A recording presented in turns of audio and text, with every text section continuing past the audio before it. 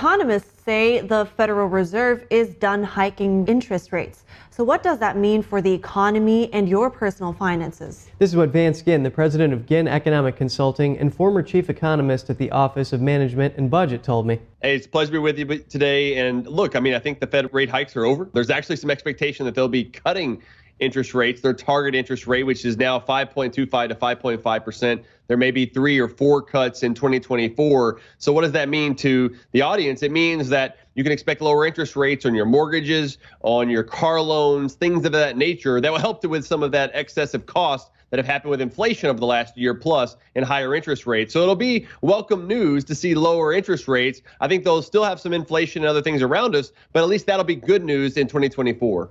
Yeah, exactly. And you touch on mortgages. The Lending Tree predicts that the rates are going to come down about 7% by the end of the year, which is more savings than beforehand. Do you think now is a good time to buy and lock in that rate? Well, it could be. You got to look at your finances, see exactly where you're at, see where your interest rate is now instead of refinancing. Many people were locked in at 3%, 4%, and we're still seeing rates closer to 6.6% now on a 30-year fixed mortgage. So it may be too soon, but if interest rates still keep going down and you got one of those 7.5% rates over the last year, it might be a good time to go ahead and lock in that lower interest rate in the new year.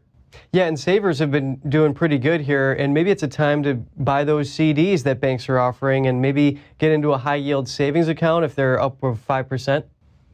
Well, I think that's exactly right. You want to put your savings safe for a rainy day, whatever you need to do. And right now, you're getting a higher interest rate. Many places are providing 5%, 5.5% interest rates, especially on a 6-month or a year-long CD. And that allows you to have more purchasing power in the future, given whatever inflation and everything else is going to do, that you can save for a rainy day and put food on the table. Yeah, you got to act fast for some of these things. Now, the Lending Tree analysts say that you're not going to probably see credit card interest rates come down. This is, if you have $5,000 in debt and you pay it over about 2 years, make the monthly payment of $250 at about a 25 rate, you're paying 1,500% in interest. So should people start to pay down what they have in credit card debt right now? Yeah, that would be a first thing that's got to go. You got to pay down those credit card debts as soon as possible. It's not a bad thing necessarily to put a little bit on the credit card, pay it off each month or really quickly. But when you have it add up month after month after month, it really compounds with that higher interest rates, which are running about 22% on a lot of those credit cards. So try not to use your credit card,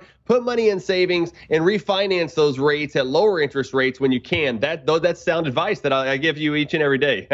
Yeah, exactly. And if you pay down your credit card regularly, that boosts your credit rating, or it can help at least there too. So just briefly here, Vance, what are we looking at in the economy now that the Fed rate hike season is coming to a close? Well, I think that we will see a little sluggish growth in the economy in 2024, along with not as robust labor market, maybe some job losses in 2024. Because, look, we've been in a period where we've had fast growth that was driven by a lot of the Fed creating too much money in the economy, putting a lot of inflationary pressure, and having higher interest rates have started to pop some of those bubbles throughout the economy. And so I think we'll see higher inflation. I think it'll be something that people want to save for a rainy day, like we were talking about before with interest rates and paying off their debt and things of that nature, and put people in their own situation to be ready for whatever's going to come. I think there's going to be a lot of uncertainty in 2024. So prepare you and your family for it, and you'll be well ahead of the game. Excellent insight into this. Vance Ginn, president of Ginn Economic Consulting. Thank you.